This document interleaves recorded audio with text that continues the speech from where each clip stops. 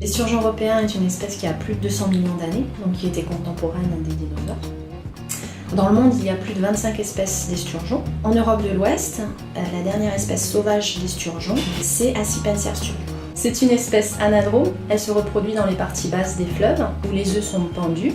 Les larves se développent, puis les juvéniles descendent progressivement vers l'estuaire, où ils peuvent séjourner plusieurs années, avant d'aller grossir en mer, et de revenir en tant que géniteurs se reproduire dans ces mêmes fleuves. Il y avait plusieurs populations d'esturgeons européens en Europe de l'Ouest, dans les grands fleuves, du golfe de Gascogne à la mer du Nord, donc du Guadalquivir à l'Elbe en passant par le Rhin. Au milieu du XXe siècle, la majorité de ces populations a régressé puis a disparu pour différentes raisons. Des extractions de granulats au niveau des fleuves, des pressions de pêche pour la chair et les œufs, la mise en place de barrages dans les grands fleuves, la modification des régimes hydrauliques et aussi la diminution de la qualité des œufs. En France, la pêche de l'esturgeon européen a été interdite en 82 et en Europe en 98. Et la dernière reproduction d'esturgeons européens a eu lieu en 94 dans la Gironde. Le niveau de la population était tellement bas qu'un programme de restauration a été mis en place. L'esturgeon européen est ce qu'on appelle une espèce parapluie. Ça veut dire qu'en travaillant à la préservation de cette espèce, indirectement on préserve d'autres espèces et d'autres écosystèmes. Donc l'intérêt de travailler à la préservation de cette espèce, c'est effectivement qu'on a un impact beaucoup plus large que sur une seule espèce. IRSTEA a un rôle historique sur cette espèce, en termes de suivi de la population et aussi en termes de mise en place d'un stock captif à la station de Saint-Seurin-sur-Isle, notamment grâce à des programmes live, dont des financements européens. Le programme national d'action en faveur de l'esturgeon européen a vu le jour en 2011. Il est piloté par l'ADREAL et IRSTEA mène des recherches sur l'espèce afin d'améliorer les connaissances et aussi d'évaluer l'efficacité des mesures de restauration. Parmi les équipements dont dispose l'unité de recherche, la station d'expérimentation IRSTEA à Saint-Seurin-sur-l'Isle, à environ 1 heure du centre de Bordeaux, joue un rôle majeur.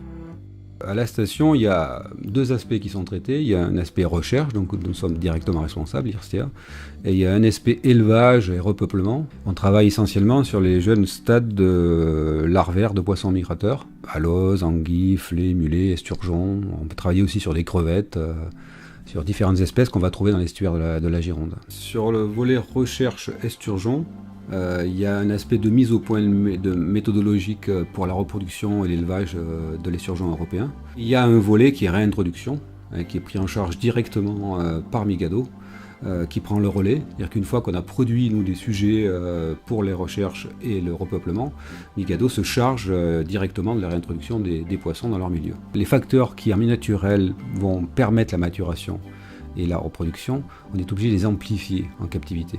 Par exemple, les éléments qui interviennent sont la température de l'eau, la salinité, la baisse de salinité, la présence des partenaires, la vitesse du courant, le gravier au fond des bassins. En 1995, la station IRSTEA de Saint-Seurin-sur-l'Isle a permis, grâce à des captures de géniteurs, des productions de larves par reproduction artificielle.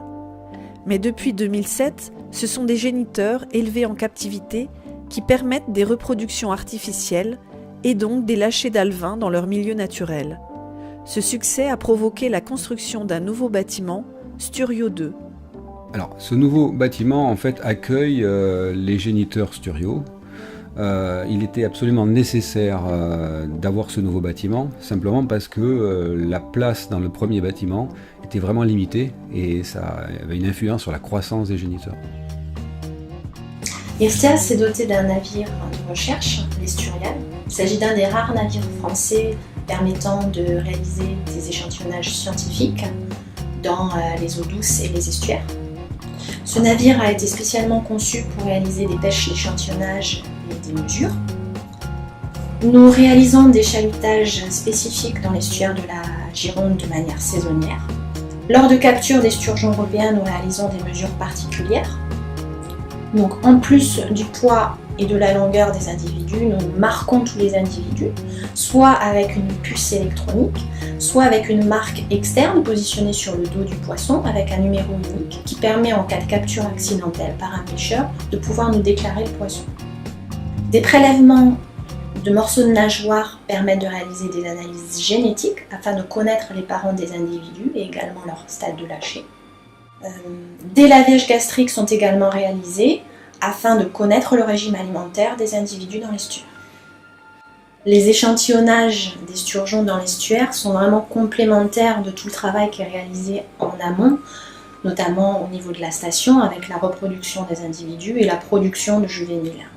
En fait, on retrouve dans l'estuaire les poissons qui sont originaires de la station afin d'évaluer si les mesures de repeuplement sont efficaces. Pour l'instant, on a juste repoussé la disparition de l'espèce.